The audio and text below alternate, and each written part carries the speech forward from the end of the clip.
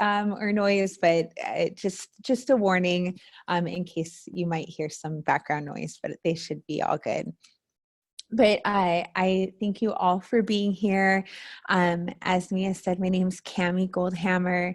I am Sisseton Wahpeton, which is a tribe, Dakota tribe out in South Dakota from the Lake Traverse Indian Reservation. It's in the upper northeast corner of South Dakota, right on the border of Minnesota and South Dakota.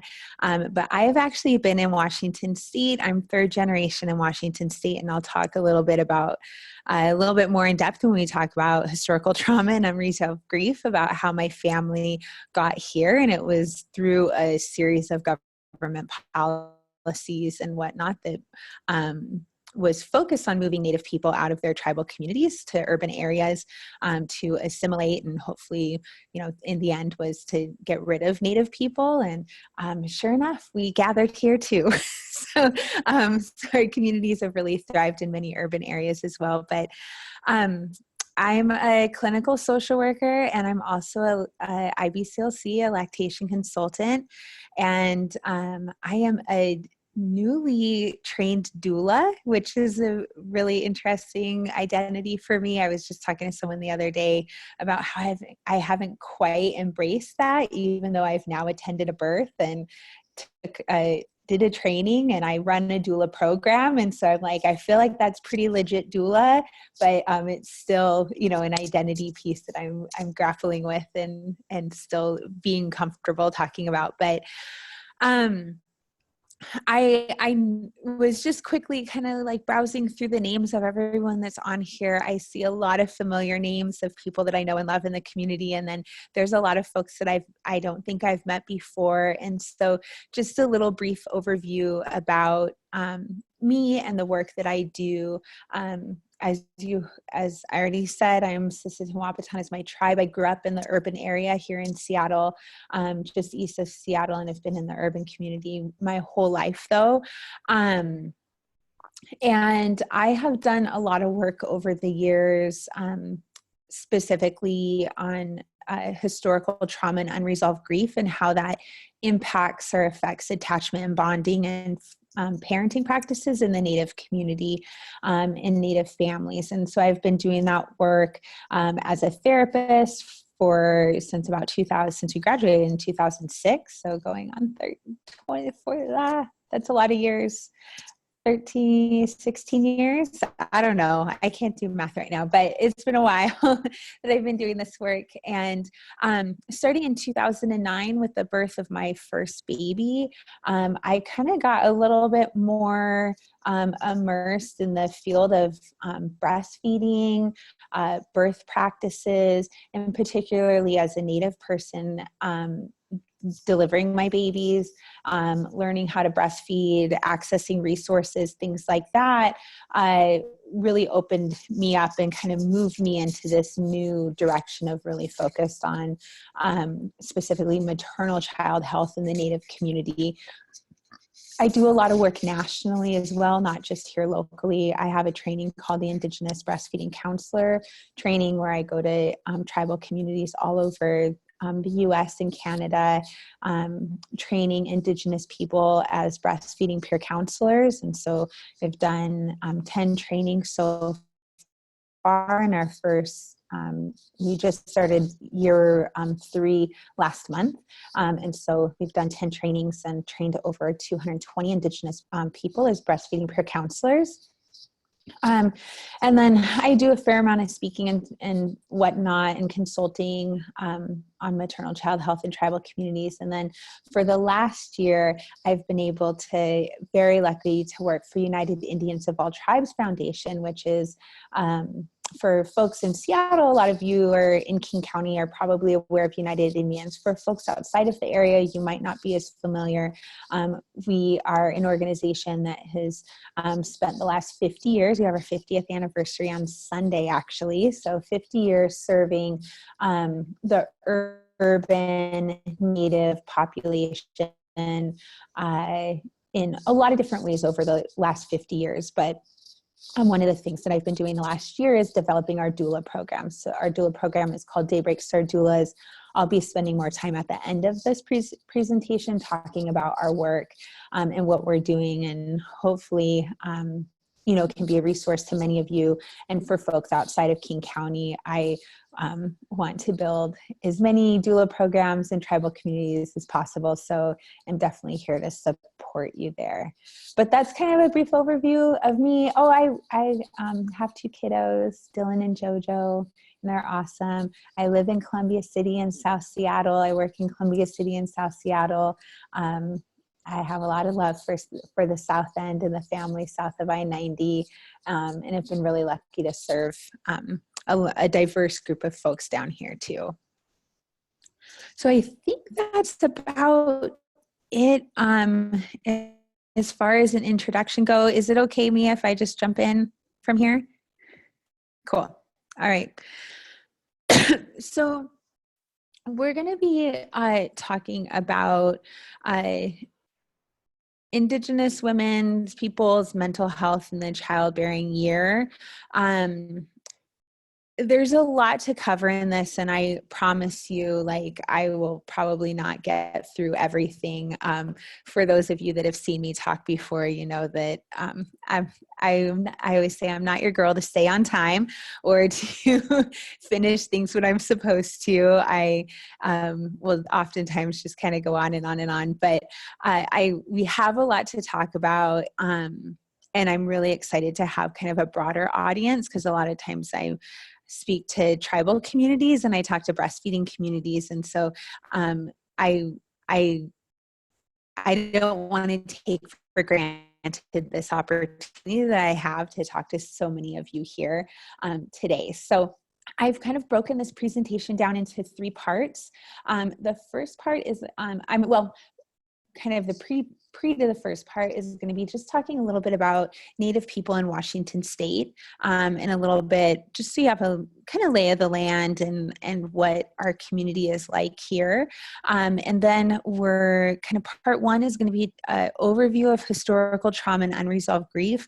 As I said earlier, this is a big focus of mine. I do believe that historical trauma and unresolved grief is the root cause of a lot of our dis-ease and illness in our community. And so that's something that we'll spend a fair amount of time on. For a lot of you, it might be review. For a lot of you, it also might be really new. And then part 2, we'll talk a little bit more about mental health in our community, particularly when it comes to perinatal mood disorders, treatments, things like that. And then at the end, I'm going to share a little bit about my program and what we're doing to support families in the times after they've had their baby, when they're growing their families. So with that, I'm just going to jump right in. All right. There we go. All right. So you'll likely hear me, and I don't know, I don't want to make an assumption that I have a bunch of Native people on this call. I'm sure there's quite a few, but for those of you that aren't, I just want to talk a little bit about the language that you might hear me use. Overall, I'm probably going to use the term Native for most of the time that I'm talking about the Native community, but that is definitely interchangeable with Indigenous, Native American, Alaskan Native. When I talk a little bit more about my program, we also serve Native Hawaiian and Pacific Islander community. So just to recognize those language changes, and that oftentimes that means the same thing. And if I'm talking about a specific group, then I would share something about maybe a tribe or something like that. But when I'm talking more broadly, I'll largely use Native American, Indigenous. And then at the top of this slide, you see where I say Indian country. in general, most of us are not using the term Indian for a lot of obvious reasons. However, we still, a lot of times in tribal communities, refer to like the indigenous diaspora native people across what we call Turtle Island, which is North America. We'll refer to that as Indian country. So it kind of encompasses everybody. But I just want to talk a little bit about what that looks like in the United States, and then more in detail in Washington State in particular, since most of us, a bulk of us, are from Washington State listening today. So in the United States, we have 574 federally recognized tribes. The reason why I think it's really important to point this out is that a lot of times people think of Native Americans as like this one glob of people who all beat drums and all have long hair and all bead and all do a specific type of dance, and we all have dream catchers, and we all, that there's kind of these stereotypes that we think of, or that many folks think of when they think of Native people. And what I want to really stress is the importance of recognizing and honoring the diversity of Native people in the United States. There are, like it says here, almost 600 federally recognized tribes. I'm not going to spend, I really don't want to spend any time talking about the federal government and the racism and colonialism and issues with the federal government being the ones to federally recognize tribes. I will just say that there's a lot of politics involved with that, and a lot of egregious harms that have done by the federal government being the ones to federally recognize tribes. And then we have many tribes that are thriving in the United States that are not federally recognized, including the Duwamish people, which I am very, very grateful to be a guest and live in the occupied territory of the Duwamish people, also known as Seattle. So there's, almost 600 tribes in the U.S. that are federally recognized, but we have dozens, if not hundreds more tribal communities that are not federally recognized, that are diverse all over the United States. And we all have different tribal practices. And then even within a tribal community, you have variations of many other, like any other cultural group, from people that are maybe less involved in traditional practices to people that are very orthodox and have managed to maintain a lot of these practices. And then there's everything in between, right? So you're going to have a huge spectrum. Nearly 75% of Native people in the U.S. live off of the reservation, with a bulk of those folks living in urban areas. So Seattle is one of the urban areas that has a very large Native population. We're consistently in the top 10 in the United States, when would be really interesting with our census coming up this year to see where our numbers are. But we're usually in the top 10. And this goes back to a policy called relocation, which I'll talk about later, where Native people were moved from urban or rural reservation areas to urban areas, and Seattle was one of the cities that was chosen to move Native people to. Those happen to also be very usually the same cities that our refugee populations are moved to. So very interesting little connection there that we see today with the refugees that come to the United States, and the cities that they're sent to were often the same cities that Native people were sent to in the 1950s through 70s. In Washington State, we have 29 federally recognized tribes in Washington State. We have a handful of tribes, including the Duwamish, that are not federally recognized. The map that you see here has a list of the tribes and their reservation territory. Of course, if we had their actual landmass and traditional landmass, the entire state would belong to these people and would cover the area. And then we have in Washington State, though, we have representation from almost 300 tribes, or more than 300 tribes in the United States. So again, we have a very diverse area, diverse group here. largely in the urban area, which has created a really beautiful tapestry of Indigenous people and community, but it can also pose some challenges with being far away from home, being able to get your own traditional practices, things like that. So that's kind of a brief overview of our area, a little bit about birthing and folks that when we're talking about Native people that are pregnant and delivering babies in Washington State who are Native, we have no hospitals that are that catch babies that are run by the Indian Health Service. So many of these tribes do have clinics on site, but when people are birthing, they are actually delivering in general population hospitals. So it's 100% of Native people that are delivering their babies in Washington State are not delivering in a Indian Health Service or tribally run hospital or program. So they would largely be in, again, general population hospitals. Most Native people are choosing to deliver in hospitals, and I won't get into that, but there's, we in general have a really low numbers of folks that choose to deliver out of hospital. But here in Seattle, we have the Seattle Indian Health Board, serves a lot of the urban Native population. And for example, they deliver and have privileges at Swedish First Hill. So in some of our other areas, especially the tribes that are a little more remote, thinking about Spokane, let's see, Quinault has a hospital close by. Anyhow, we have different tribes that folks actually have to travel quite a ways when it comes time to having their baby. And so that definitely plays a role with the care they receive afterward.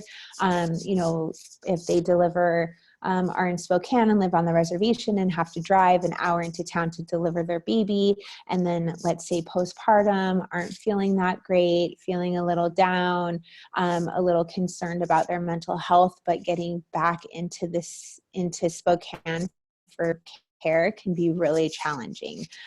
So just some things to think about, like additional barriers, and that we are almost always having to go to outside or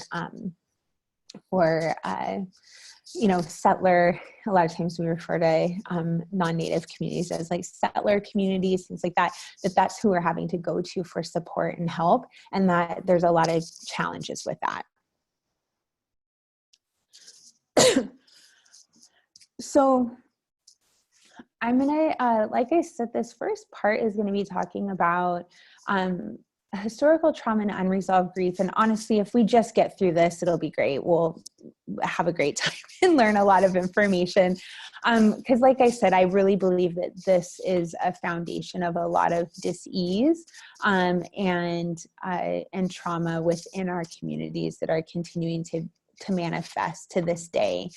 And if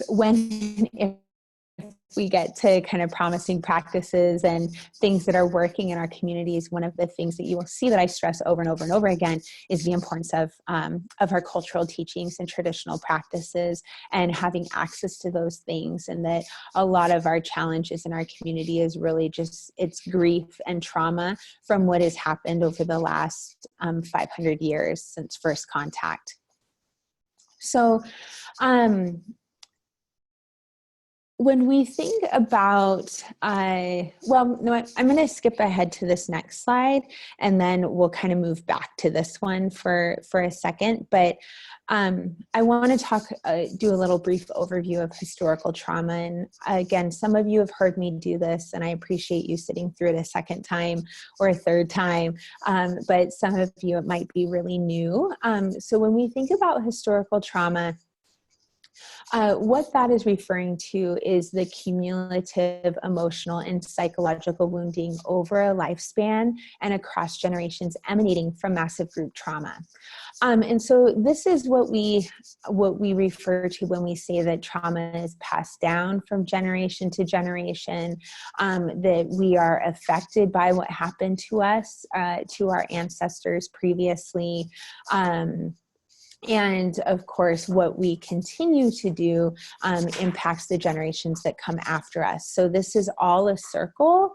And that's something that I really challenge, at least for this presentation, while we're centering Indigenous people, to think of time as not a linear, not a beginning and an end, but this is all cyclical and it all cycles back to the other, okay? And kind of what I mean by that is that we have what happened to our ancestors affects us today, and that currently we are our future generations' ancestors. Okay, so everything is going to continue moving on, and it circles back and forth. So historical trauma was first documented in Holocaust survivors, and I think this is an important piece to talk about, because it does oftentimes make a little bit more sense. And for a lot of Native people, we are very used to being told, you know, what happened to our ancestors was a long time ago, that it shouldn't matter, that I had nothing to do with that, so it's not my fault. It was my, you know, ancestor, my great-great-great-grandparents that took your land, you know, whatever. I mean, there's just all sorts of weird, random things that we hear from folks when we try and talk about what happened in the past. But the work that Rachel Yehuda did, who's an epigeneticist, on Holocaust survivors and how trauma was passed down from generation to generation. And then we see it emanating, this last part of this definition, emanating from massive group trauma. And so that we now see some of these symptoms of historical trauma being shared by Jewish people as a whole, even though they may or may not be direct descendants of Holocaust survivors. I hope that makes sense.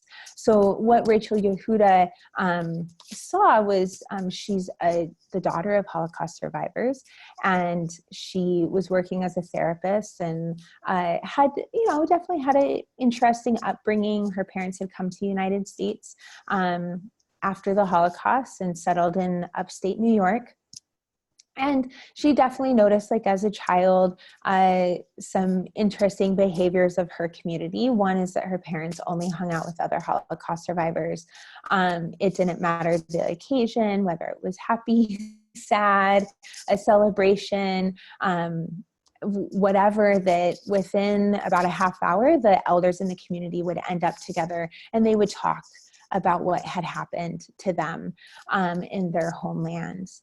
And she had also noticed some kind of like tendencies toward depression, anxiety, hypervigilance, flashbacks, things like that, that were completely understandable considering the experiences that her family and the community they lived in had experienced in Europe. And so she was doing some work with some veterans who had been at war and were working on their post-traumatic stress disorder symptoms and getting treatment with her and her team at that time. And it was quite successful, the work that they were doing.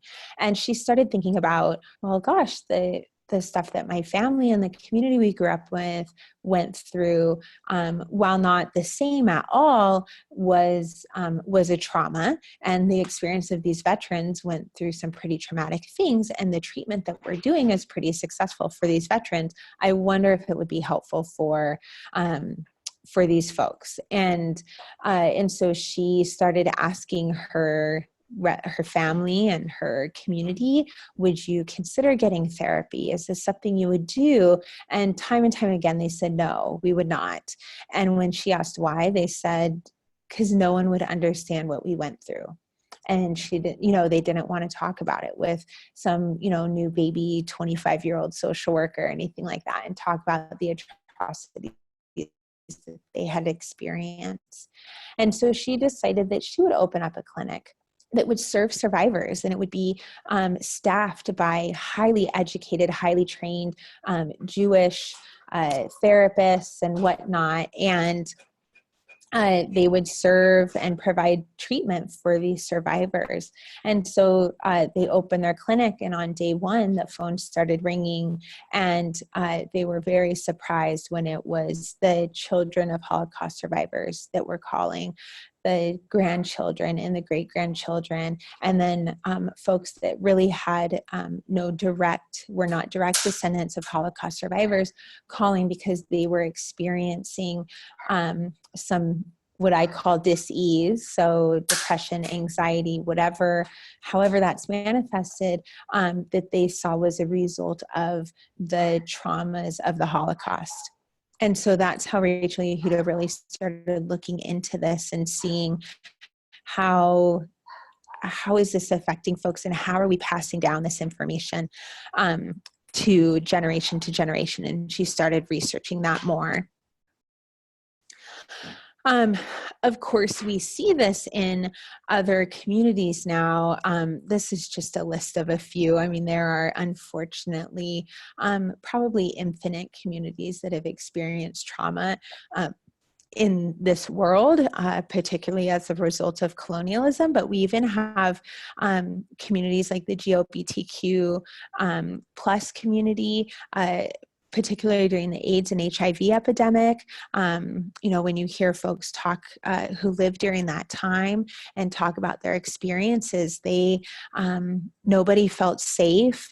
They never had the ability to grieve because they would attend one funeral and 3 days later they had to go to another one. And it was that way for years, right? For a decade.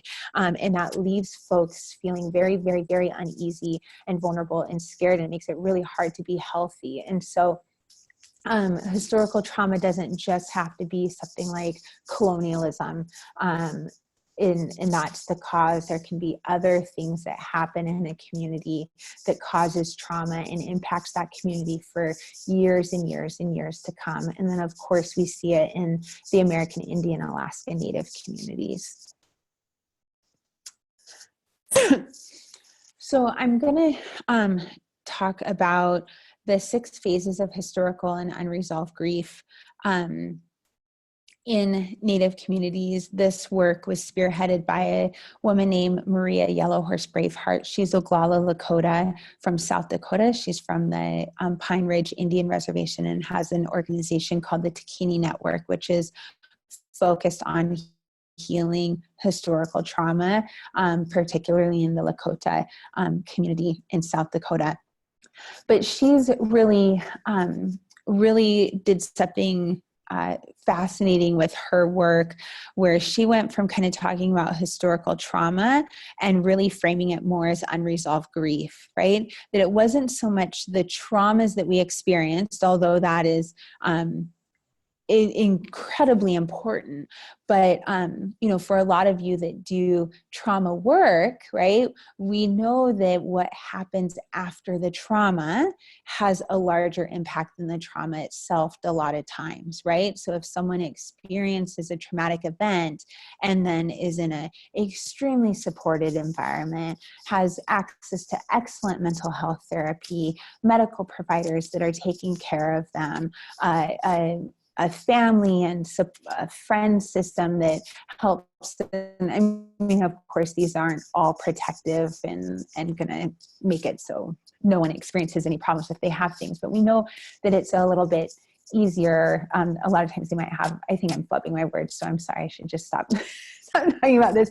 But it's just something that's important to recognize, that what she's saying is that it's the unresolved grief. It's what happens after the trauma for Native people that had this impact on us over and over and over again throughout the generations. And so the other thing I want to point out as we walk through these time periods, I want you to really think about parenting and becoming a parent and being pregnant throughout all of this, because each one of these phases has a goal. And the goal was to, I can kind of go back to this first slide now, do what Captain Richard Pratt, who was the founder and the mastermind behind the Indian boarding schools, which I'll talk more in depth about in a few minutes. But he said that the only, let's see, sorry, I need to move my pictures here so I can see. So he said, that the goal is to kill the Indian in him and save the man, right? So that was really the focus of a lot of these government practices, was to kill Native people and completely wipe out Native people from this country, largely for resources, right? Because colonizers and settlers felt like this, when they think about manifest destiny and their policies, felt that this country was theirs and that they were obligated to this land. And so there was a number of policies that were put into place to impact, further be successful in that plan, I should say. All right, so let me move my pictures back up. All right, so I'm just gonna, all right.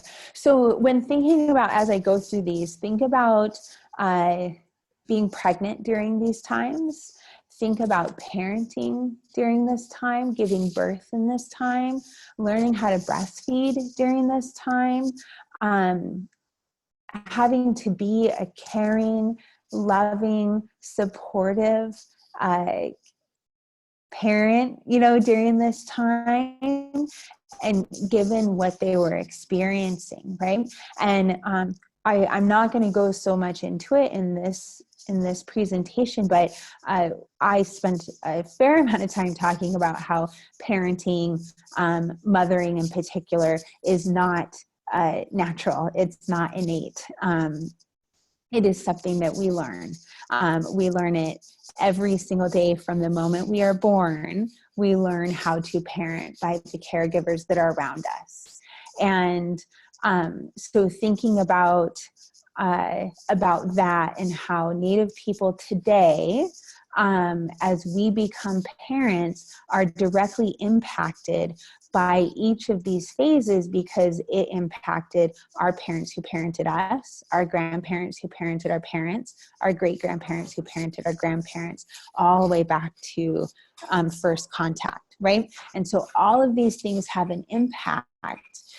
And traditionally, our communities were extremely healthy. We say prior to first contact, we had no homelessness. Everybody had a job.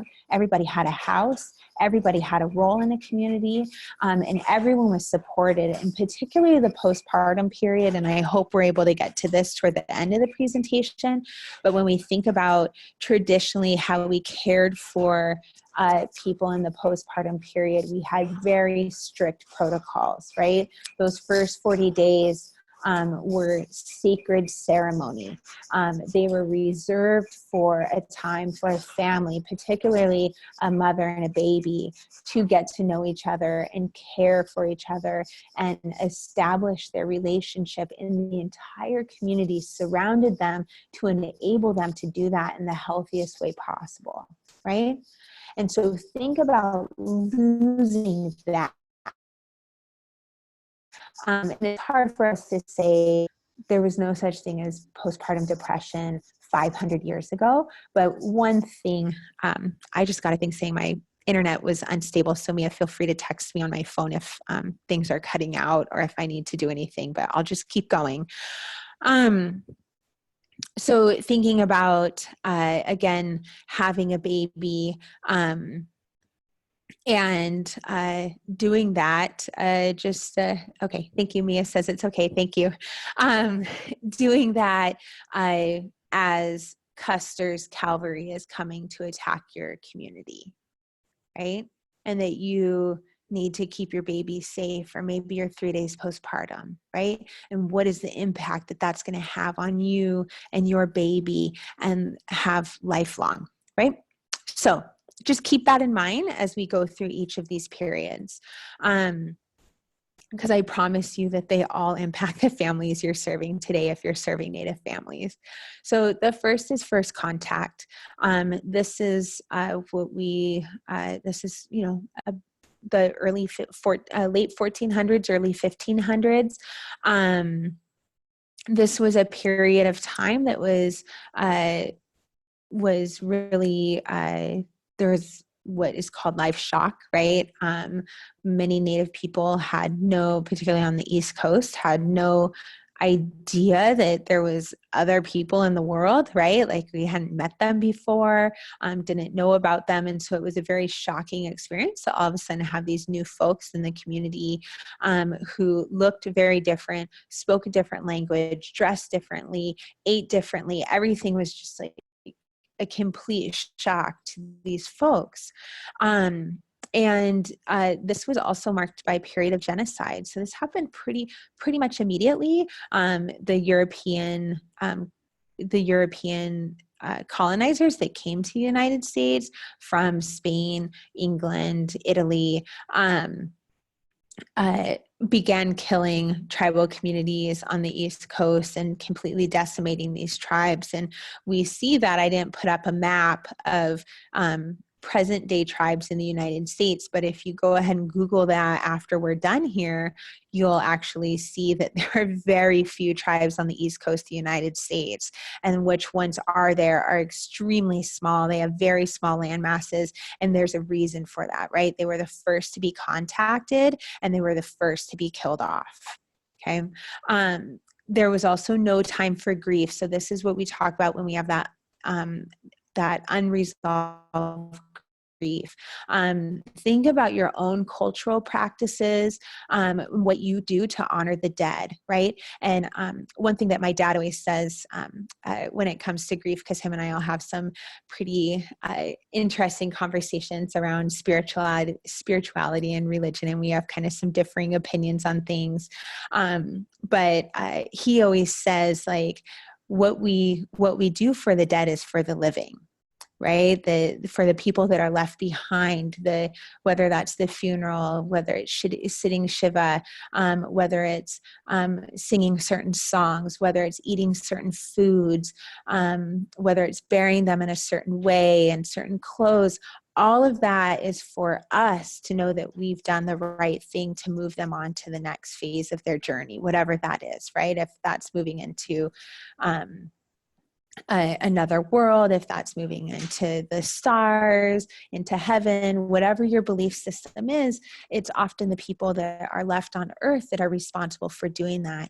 And so when we have this period where there's no time for grief and no ability to grieve the way your culture has determined you grieve, so that your loved ones can move on and go where they need to go, that can leave a huge amount of dis-ease in the people left behind, right? And a lot of guilt,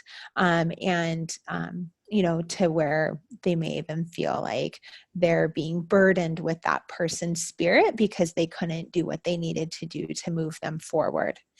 This was also a colonization period.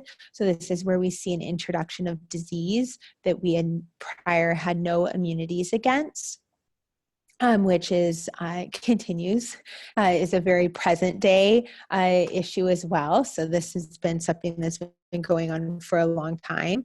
We also see the introduction of alcohol immediately. And this was something that I think is really important to talk about. I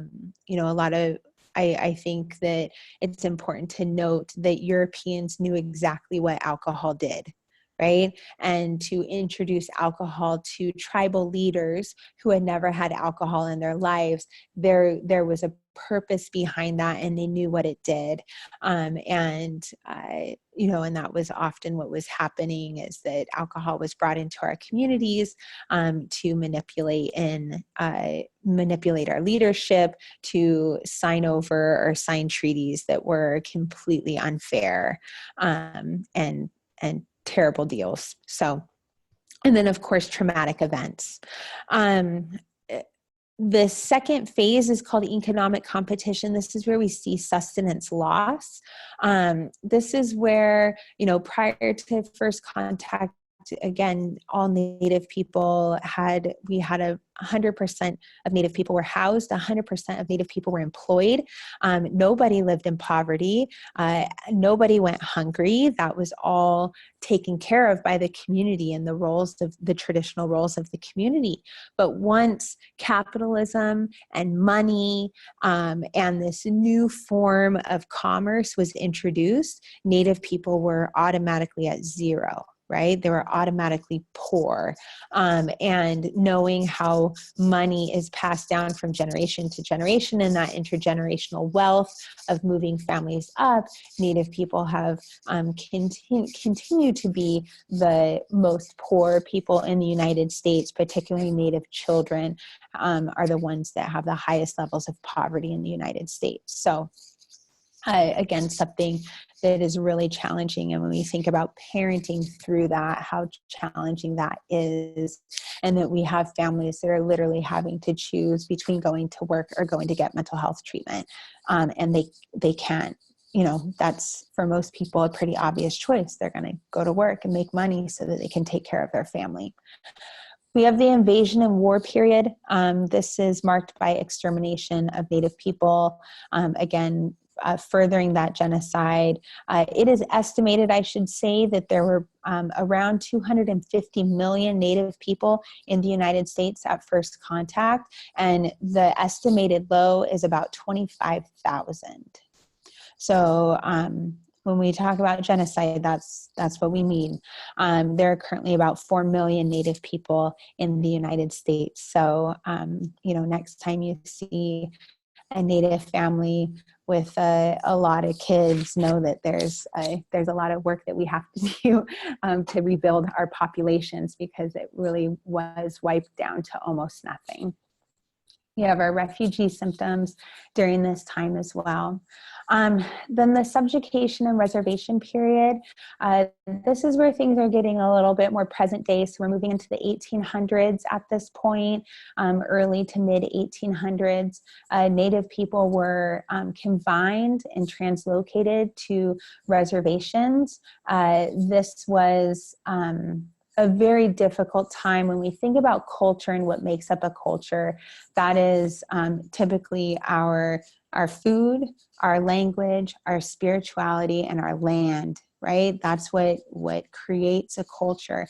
And Native people in particular, our connection to our land is very, very, very strong for a lot of us, because that is where our creation stories come from, right? So my tribe, we are born of the Black Hills. That is our creation story. That is where the first Dakota people came from. And so to see things like Mount Rushmore carved into the land that our people were birthed from is quite the assault, right? So thinking about that.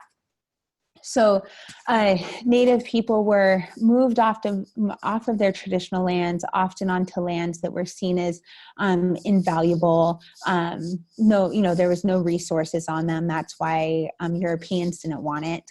And then it was much smaller, right? The landmass was much smaller. My tribe in particular, we have this tiny little corner in the corner of South Dakota. Our traditional landmass is North Dakota, South Dakota, Minnesota, into Wyoming and Montana and the southern part of Canada, right? We literally just followed buffalo for thousands and thousands and thousands of miles a year.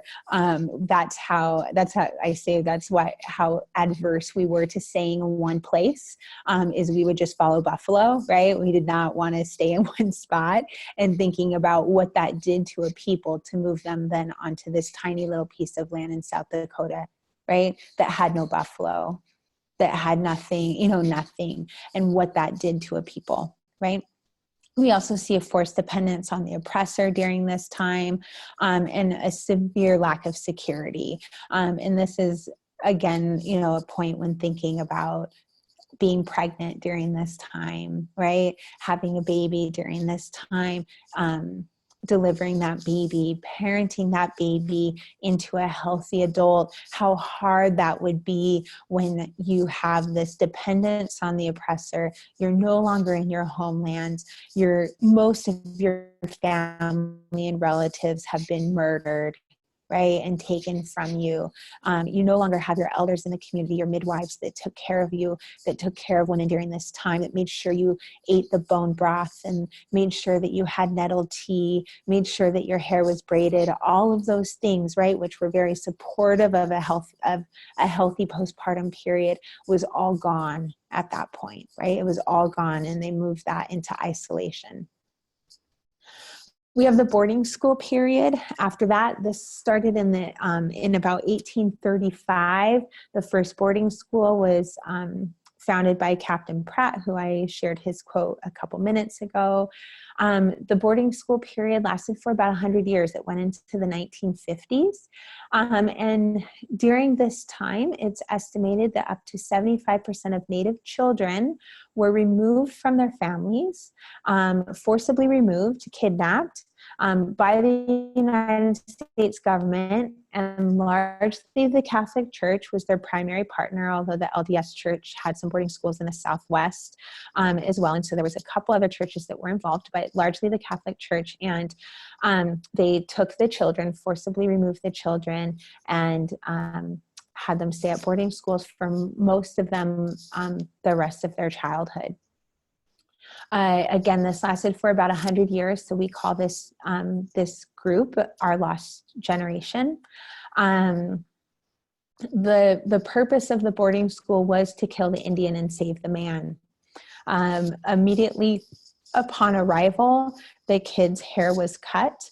And for many tribal communities, our hair is another limb.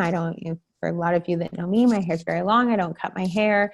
We only cut our hair in mourning when someone has died. And again, thinking of all the diverse Native populations, there's a lot of Native people that don't do these practices anymore and didn't participate in them. But it's still something that I think is really important to point out. So their hair was cut. They were given quote unquote Christian names. They were no longer allowed to speak their language, their native language, and forced to speak English. In these schools, there was extreme violence. There was sexual abuse, physical abuse, mental abuse, and of course, spiritual abuse. And it was a very, very, very difficult time for these kids. We lost thousands of lives during this time. Again, this went into the 1950s. And so for many of us, that are parenting now, we have been directly impacted by the boarding school era. So my grandmother went to boarding schools right off of Tulalip. So that's how my family got to Washington State. She was born on the Warm Springs Reservation in Oregon and was brought here to go to boarding school. And so thinking about that, right? And again, thinking about parenting and what it's like as a parent to have your child taken from you, ripped from your arms, and taken, and you never see them again, right? They're gone forever. And if they do come back, they are different, right? They're different than the way you saw them. I spoke to one elder in Standing Rock this summer, and she told me she was, her family is very traditional. She was in her 80s, and she had this experience of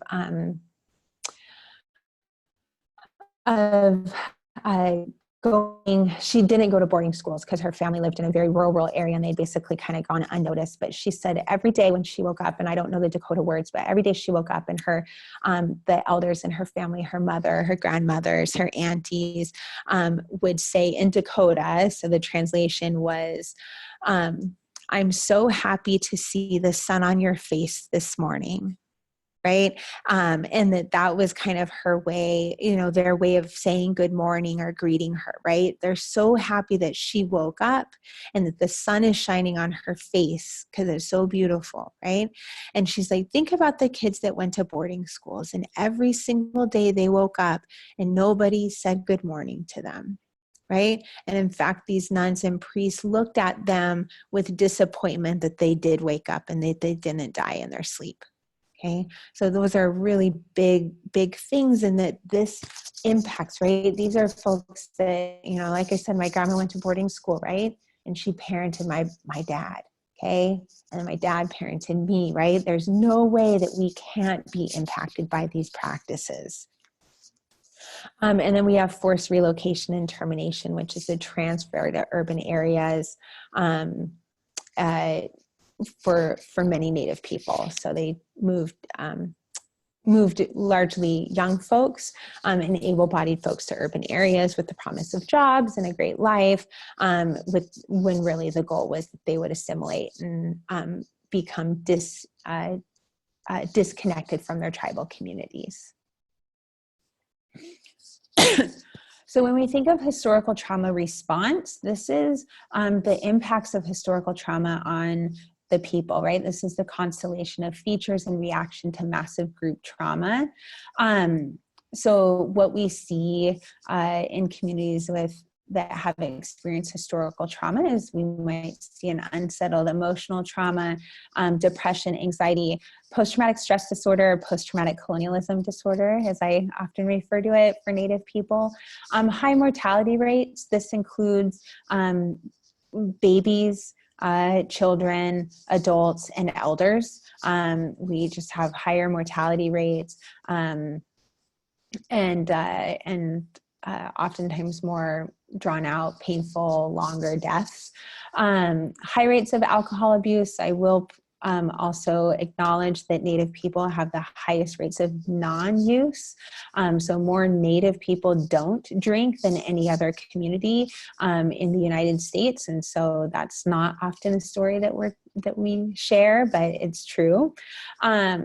Of course, child abuse and domestic violence, and vitality of our own life seen as betrayal of our ancestors who suffered so much. This is something that I think is really important to point out when it comes to parenting and becoming a parent, right? That when things are going well, when we're feeling really healthy, when we're making really great strides, when we're focusing on ourselves, that in itself, although, you know, for a lot of folks might make you feel really good, for a lot of times in our community, it actually makes you feel worse, right? And you have guilt and shame for being healthy because of everything your ancestors went through, right?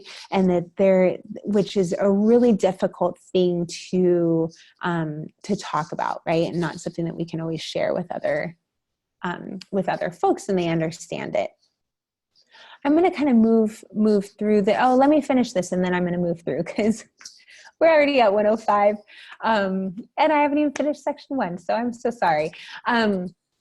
But we have, when it comes to parenting, what does this mean? One is we see a disempowerment of our roles and sacredness of women and children.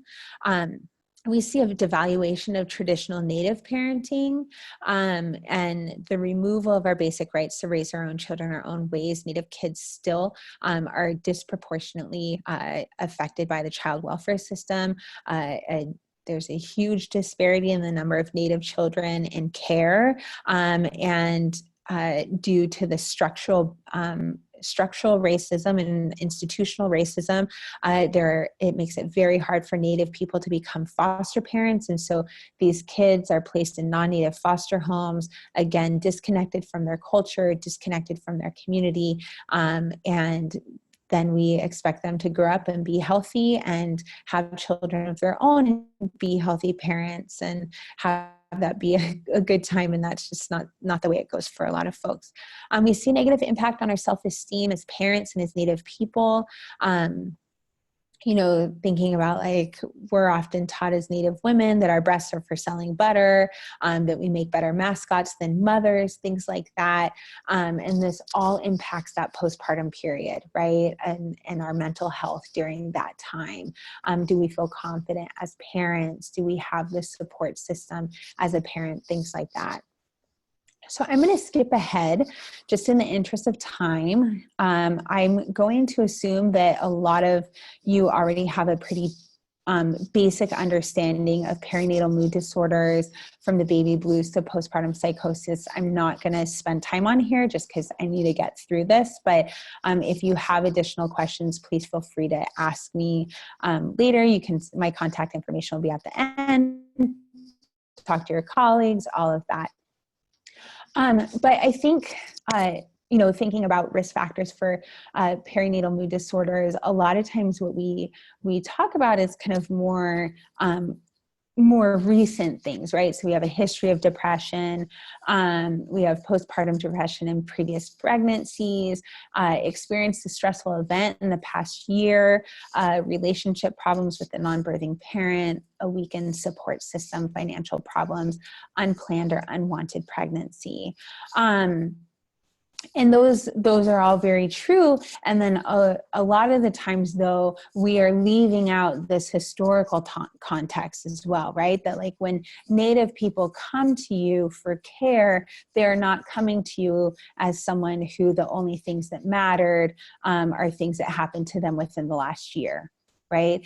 That they are carrying hundreds of years of trauma on their shoulders that has impacted parenting in this period each time. And oftentimes what I see is pregnancy and becoming a parent is a time period where this is opened up, right? It breaks open and all of that trauma will be shown, or they will continue to contain it and hold it in and not seek help or not be in a position to seek help, things like that. So I really encourage folks, when you're working with Native families, to talk about the history of a family. Go beyond their parents, go beyond the nuclear family. We have to go much further back. How has this community been impacted by things, and how it might impact the pregnancy and or parenting after the baby is born? Okay, when we look at mainstream treatments, there's a whole lot of them. Again, in the interest of time, I'm not going to spend a lot of time here, but we have, of course, like rest, help from family, connecting with other moms, counseling, medications, hormone therapy, right? There's a lot of different things that can be done, but there's a lot of challenges in the Native community with, one, accessing a lot of this, and then two, like, even just recognizing, does a person have a perinatal mood disorder? Are they experiencing a perinatal mood disorder, or the baby blues? And because that might manifest differently in communities of color, particularly the Native community and the Black community, than it might in someone else. And so it might be missed as well. So some things when we talk about accessible remedies, I'm just flipping to my notes so I can talk a little bit more in depth about these things. I think it's really important to address more accessible remedies when it comes to Native families, because again, we have issues of location, we have issues of health insurance, we have issues of do we have someone that we can go to for mental health therapy? Great. If we do they look like me? Do they understand my story? Or do I have to go through and give them an entire history lesson over 3 visits before we can actually talk about anything that's I need to talk about? Things like that, right? There, a lot of times for Native people, there's quite a burden that we have to take when we enter a therapeutic relationship of explaining a lot that if they were working with a Native therapist, they might not need to explain. Okay. So thinking, and for those of you that aren't necessarily mental health therapists, but maybe you're doulas, maybe you're home visitors, maybe you work in a tribal clinic and support these families, and you can't necessarily prescribe an antidepressant and give them therapy, but you can make some of these suggestions. And for a lot of Native people, there's a huge distrust when it comes to the medical system. And so they're going to be a lot of times might be reluctant to using more mainstream remedies, where these more accessible ones are going to be a little bit more attractive to them. And so things like a healthy lifestyle. This is, physical activity, sunshine, healthy foods, walks with babies. I should point out too with this, when we talk about treating Native families, particularly Native women, and supporting them in the postpartum period, that, just to remind you that prior to colonization, we have no evidence of postpartum depression or anxiety or perinatal mood disorders, right? Because we had a system, a community in place that was set up to support these families during this time period, right? And so the result of colonialism and the stressors of racism is what's causing this stuff, causing the problems, right? So I never like to say like Native people are more at risk of something because we're Native. That's not it, right?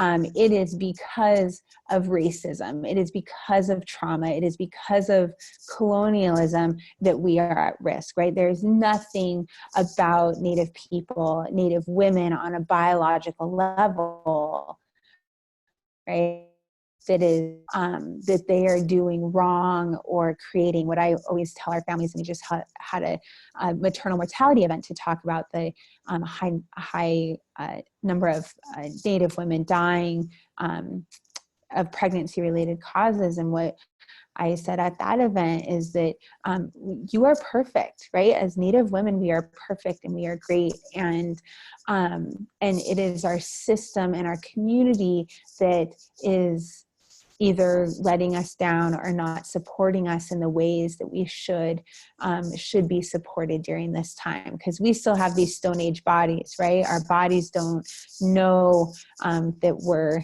kind of in this different time period. We still require those 40 days postpartum, being cared for, eating traditional foods, nursing our babies, connecting with our babies, getting to know each other as a family. That is on a biological level what our bodies desire and what they need. So setting realistic expectations, making time for mom, responding positively, right? There's all these things, but really what we want, what I want to stress, embracing and talking about more is reclaiming our traditional practices, our traditional medicines. And when I talk about traditional practices, these are things like treating the postpartum period as a sacred time, eating traditional foods, breastfeeding is a cultural traditional practice that we know when goes well and is supported, is protective against maternal mood disorders or perinatal mood disorders, where breastfeeding problems contribute to perinatal mood disorders. And so those things are all very much in line. But again, we talk about breastfeeding as a cultural practice, as a traditional practice, not as the feeding choice, right? So that's something to keep in mind here. Just a little bit more about our increased risk of perinatal mood disorders. I have a couple things listed here, but the things with asterisks or stars next to them, these are things that Native women are more likely to experience, okay? So we're more likely to experience losing a baby. We're more likely to have a baby as a teenager or as a parent over 40. We're more likely to have a baby born premature. And we're more likely to experience pregnancy and birth complications, and more likely to have a baby that is going to need to be hospitalized. So thinking of those things, that Native women are already more at risk of experiencing these things, and that is going to increase their risk of a perinatal mood disorder. Okay. So some considerations when working with Native women, we also have this in additional risk factors due to lower breastfeeding rates. So in Washington State, we have, as a country, have very high breastfeeding rates, but massive disparities when we look at the breakdown of those rates by race. So thinking about that, and then accessing support for breastfeeding support for Native people is really important. We have may experience higher life and environmental stressors, more physical health problems, and then of course racism, stigma, and discrimination, and that whole historical trauma piece. So some considerations when working with, and I have African American women and Native American women because I feel like, in large part, we have the same oppressor. And while our stories might be different, they unfortunately are very similar in other ways. And I believe that solidarity between the African American and Native American community is really important for overall health and well-being of communities of color, that those need to be the communities we focus on. So I just want to talk a little bit about the second bullet system down here, in that postpartum depression or perinatal mood disorders often go undetected and untreated in minority groups. We are less likely to undergo screening. Even when done routinely, it can largely be missed in Native communities. And then we're also more likely to minimize or disregard symptoms. And there's a lot that can be going on here. And this also plays a role in how perinatal mood disorders are, I'm just going to say, for lack of a better word, advertised to the larger community or the mainstream community. When we think of perinatal mood disorders, and I know that folks that are really immersed in the perinatal mood disorder community, are equally frustrated with the stories of mothers killing their children, is kind of like the face of postpartum depression. But then if we, remove those stories from the narrative, what we often see, particularly in advertisements when folks talk about it, is women that are crying a lot, that are unable to do the tasks that they need to do at home. They're very sad. All of this is definitely how it manifests in some folks, but oftentimes in communities of color, that's not the case. So we might not see them as depressed because these women are doing everything, right? So they're returning to work 1 week postpartum, they're single parents, they're doing their job, they're taking care of their kids, they're cooking, they're cleaning, right? They're just doing it all. And so, so they'll say something like, I don't have time to be depressed, right? And then you'll see even in some communities, kind of something here, to think about, that we can be told things like, postpartum depression is something for white people, right? These are things that Native mothers are told. That it's not something that we have, that we're strong Indigenous warrior women, that kind of stuff. And that can be really, really damaging and can really prevent someone from getting the care that they need and seeking out the services that they need, right? And then that doesn't even take into account the challenges with doing like an Edinburgh with a Native family, and is that the best way of doing it? And we still haven't found a really good tool for screening in folks. That's something that I would love to find, particularly for my doulas. So I just want to share really quickly, because it's 1:21. Oh my gosh, I'm so sorry. A little bit about my program, Daybreak Star Doulas. We're a full spectrum doula program serving pregnant people who identify as Native American, Alaska Native, Pacific Islander, or Native Hawaiian in King County. We're a program of United Indians of all tribes, and as you see above, we are full spectrum. So we serve families regardless of the outcome of their pregnancy. So that includes abortion and terminations, regardless of the reason, and all the way through parenting. So that's that full spectrum. For the program, I've designed it very much with like a mental health, protective against mental health issues in mind. So we work with families 3 months postpartum, because we recognize that the first 50 days after a baby is born is the most one of the most dangerous time. We have about 60% of women who die postpartum die from the day they deliver until about 42 days postpartum. So 60% of deaths occur in that time. So we really wanted to focus on being protective in that time period and having a high amount of intervention in those days. We provide in the postpartum support a lot of care. As a mental health professional, I'm in a position, and it's well within the scope of my practice and my license, to serve families as a mental health professional, also work with my doulas to determine what is the right amount of intervention for each family that they're working with. Do they need to be seen 3 days a week, or can they be seen 1 day a week postpartum, right? And what does that look like? I will say that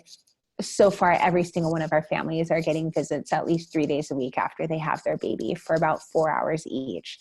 But if we put a lot of time in that early time period after having a baby, again, by bringing back these traditional practices into the home, taking care of the family, giving them good foods, bringing them medicines, reintroducing traditional practice with them, supporting breastfeeding, that we see that intense intervention for a short period of time after the baby's born has a much longer term effect and longer benefit than if we only saw them once a month for 3 years, or something like that. So I really wanted to leave time for questions. It's 1:23. I'm so sorry to kind of rush through the end. I will work better on refining this for you all in the future if I get an opportunity to do it. But if there's any questions, immediate questions, I'd be happy to answer a few. I'm going to just bring up my contact information as well. For anybody. I have 2 emails. If you're interested in learning more about the doula program, please feel free to email me at the United Indians program. But I also do a lot of work, like you all heard about breastfeeding and consulting and things like that. And you're welcome to email me at my personal email for those questions. But yeah. Mia, did we have any questions pop up during the... Oops.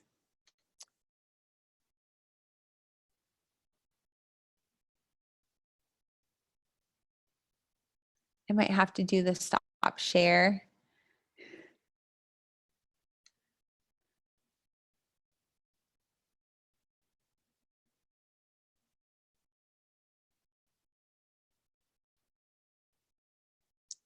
I'm reading a couple of things in the chat box.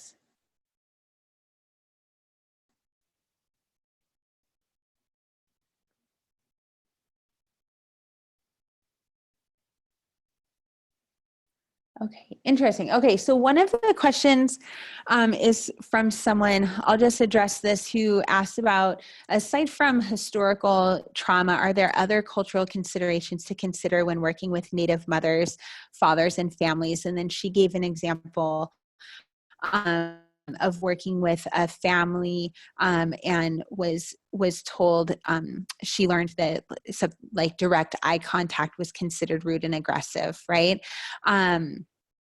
And then if there were elders in the room, she was important to address the conversation and question the elders, even though mom had the baby. So yeah, so I'll address both of those actually. So you will often hear in Native communities that eye contact is considered rude or aggressive, exactly how I think it's Nicholas asked the question. And I'd like to challenge that and look at that from a historical trauma perspective. So if we're kind of framing everything as historical trauma, like in this frame of trauma, is that, I always wonder where does that come from, right? Because I hear that a lot. I do a lot of counseling trainings in Native communities, and part of one of the trainings I do is around actually sitting very close with someone and making eye contact with someone and talking for 5 minutes, things like that. And it always comes up of like, oh, it felt weird making eye contact because we're not supposed to do that. And I always say, where did we learn that, right? Is that a traditional practice? It could be, or did we learn that in boarding schools, right? And that if we kept our heads down and didn't look at the nun, didn't look at the priest, then they might not pull us into the room and abuse us, right? Or they might not hit us, or they might not slap us, right? They might not do something terrible to us if we can just, like walk through, right? And so many of you have experienced families, where children have been in abusive environments, and that is definitely a symptom of that. Okay, right? That like that not making eye contact is really comes from a lot of times a place of fear, and it's a learned behavior. So I'm not saying, Nicholas, that you should have been the one to say like, oh, where did that come from? Do you think that's something your family learned in boarding schools? That is not your place to do that. You just go with what that family does. But I want you to know that it doesn't seem like that is actually a practice that is rooted in tradition, and more is a result of trauma, right? It doesn't mean that it's not important, and that we also know that practices change, things like that. But a lot of times when I'm doing counseling work with families, those are things that I'm working with, is actually teaching them that like, hey, making eye contact is not a dangerous thing. Like, I'm a safe person, I'm a healthy person to do this. So someone just typed in, is the eye contact thing dependent on what tribe? No, I literally have been in dozens and dozens of tribal communities all over the country in Canada, and I hear it everywhere, largely because all of us have been affected by things like boarding schools, that kind of stuff, which is really why, it's very uncommon that we have one practice that every tribe in the country has. And so if they do, I often go to what is the common denominator, and that's usually colonialism, right? And so that's where we're going to go to it. Also, Nicholas had brought up elders, and I thank you for asking that. So that part of your question is quite true. So our elders are extremely important in our tribal communities. We, in large part, have a lot of respect for our elders, in particular our matriarchs. When it comes to people having babies, it is oftentimes the grandmothers, the mothers, things, great grandmothers, the aunties, play a pretty big role in that family. And so it is very important to address elders. I have seen, as an LC, working when I've done some lactation work, and I never worked outside of a Native community until I started doing some lactation work. And I was shocked to see, like nurses come into a room at the hospital, and the grandma's in the room, and like the nurse doesn't even say hello to a grandma. Never in my life would I consider doing that with a Native family. I'm always going to say, introduce myself to the elders first, and then the family, and then I'm going to definitely make sure I'm talking to them. I think it's especially important when we talk about elders, in particular matriarchs, to recognize their traditional role in the family, right? Like for most matriarchs, like their traditional role in the family when a new baby comes into the home is they are the ones to take care of everything, right? But because we have several hundred years of colonialism and intervention, we have a lot of grandparents or aunties, what have you, that aren't quite sure what they should be doing. Right? So we think about this with breastfeeding, for example. They haven't breastfed in 4 generations. So they don't know how to help this new mom breastfeed, right? However, that is traditionally their role and what they would be doing. They'd be helping her breastfeed. So for me as a lactation consultant, when I'm in that position, I'm actually going to teach the grandmother how to help the mom breastfeed. Right? And so as someone working with someone who's maybe experiencing a perinatal mood disorder, and you have access to the matriarchs of that family, I would want to be talking to them about the things that they can do to support her, right? Because that is their rightful traditional role. That is their birthright as matriarchs in this community, but they oftentimes don't have the tools because colonialism has dismantled that whole process. I hope that makes sense. And Mia's back. I have a feeling we're getting the the cord cut.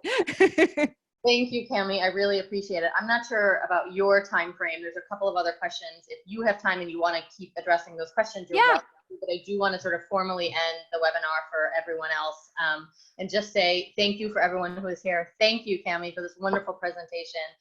We will be sending the video out to anyone who's registered, and it will also be available on the Perinatal Support Washington website. I'm happy to give it to you, Cami, and if you would like to send it to folks, you're welcome to send it as well.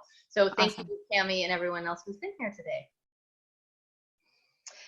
Cami, do you want to? Yeah, thank you, everyone. Do you want to stay and answer questions? I'm not sure your time frame. Yeah, I'm happy to. I'm not on I don't have a huge time crunch. So I was just thinking, I was like, yeah, take a look and see if there's any. We'll record, of course, record these. Folks can off, and then it'll be on the video recording that everyone will get later. And you're also welcome to stay and listen for the folks that So I'm thinking. Someone asked about. Let's see. I love how you structure your doula practice. I wonder if it grows organic. Okay, this is a great one. So Naomi asked, I love the way that you have structured your doula practice and wonder if it grows organically within the community in terms of promoting cultural care practices.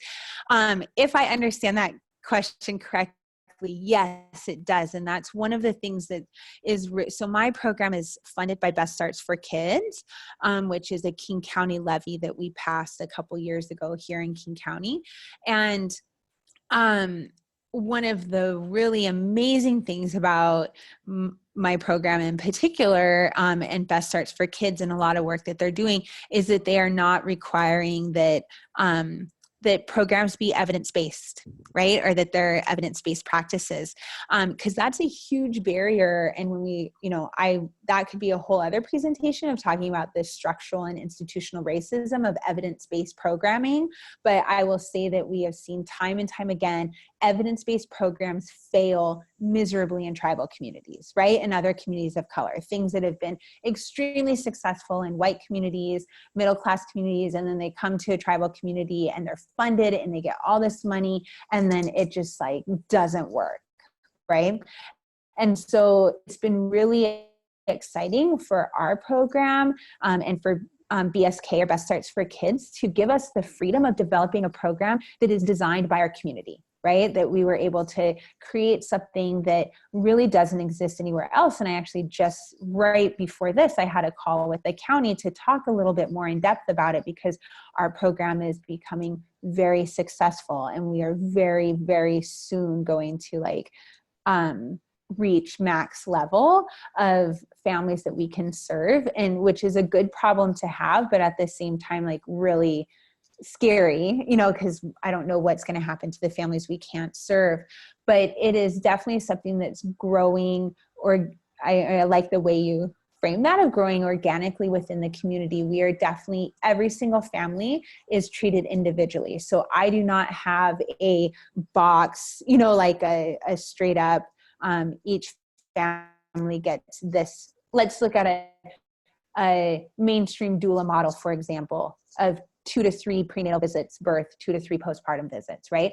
I know that that is not a model that is going to serve Native families in large part with what, yes, there are Native families that would be great and that's all they need. And then there's also families that need more than that. But then I saw someone asked about other programs that are doing this. And, a great example is Open Arms, which is another community doula agency that does incredible work, largely in King County and some of the surrounding urban areas. But they have their birth doulas, which I believe they do a 3-1-3, so 3 prenatals, birth, and 3 postpartums. And then they have their community doulas who work with families for 2 years postpartum, right? And so thinking about that they have Native doulas that serve families in that way. And that's awesome for families that are that need that level of intervention and can commit to that level of intervention. But we really wanted to kind of fill a gap there, right? Of families that like needed more than the 3 postpartums, but less than 2 years. Right. And so that was kind of how our program went. And like I said, every single week I consult with the doulas and help to plan like, okay, this family, yeah, let's go ahead and do a couple more visits. Let's start phasing this family out and doing a gradual taper off, that kind of thing. And right now we have the freedom to do that. And I love, for me, it's all about decolonizing our practice and decolonizing doula practices. And a big part of that for me is individualizing the care. You know, and that if I move away from individualizing care, that's going to be really hard for me to do. But we're not an evidence-based program. And so that makes it really hard for me to access funds, right? And this is, again, where we get into like the, you know, institutional racism and structural barriers to getting care. If I'm not an evidence-based program, then I can't access certain funds, even though my program is very successful and working really well for the community that we're designed to serve. So yeah. So Marilyn asked about Facebook groups. So I would recommend, there's a couple of Facebook groups that are out there, particularly around Indigenous motherhood. So there's 2 separate groups called Indigenous Motherhood. Both of them can be really good resources for folks. I mean, a lot of times, like, you know, there might be a group specifically for someone that's experiencing a perinatal mood disorder, but for an Indigenous person to go into the group, they might not feel like themselves as Indigenous people are supported, right? Maybe more them as a mother postpartum are supported, but the group doesn't really have the capability to support her as her whole person, where these Indigenous motherhood groups are really beginning to really focus on that, right? They're seeing everyone come as Indigenous mothers and then supporting them in whatever is going on for them. So that can be a good start there. I'm trying to see what else. Someone asked about similar groups across the state doing this similar doula work. Not yet. I know there's some, Open Arms is doing some stuff down in Yakima, or over in Yakima, over and down. There's some Indigenous doula work that's happening there that is pretty exciting, but I know that they're in a similar position of, you know, just like, you know, infrastructure is and institutional barriers to getting more funding and being able to do their work. So I definitely would encourage folks that have access to tribes and tribal governments to talk to your tribal council about funding some of this stuff, because as sovereign nations, we can determine where our funds go and how we spend our money, and they can allocate funds to starting up these programs. And I'm happy always to share what we wrote for our grant, you know, any data, things like that, talk about our program and the success of our program to help buster up some of your, you know, your case for working in your communities. Let's see. I think in sort of, someone had kind of a longer, yeah. If there's another question, great, and if not, we can wrap up.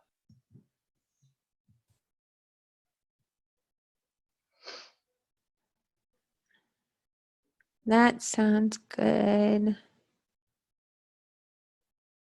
Oh, someone asked to put up my contact information again. Oh, several people did. Okay, maybe I can do that. Mia, as we close out, just put up that last slide. Yeah, you're welcome to. We could also type it here in the chat. Okay, let's do that. That might be a better way of doing it. You want me to do it? No, I can do it. Let's see. And then Cami, are you okay sharing slides and we can send them with the people? Yeah, that's totally fine. Great.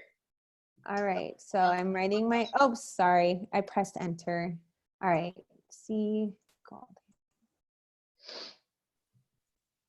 And Cami's contact info will be on the slides as well. So we'll send that out with the link, and then everyone will have that.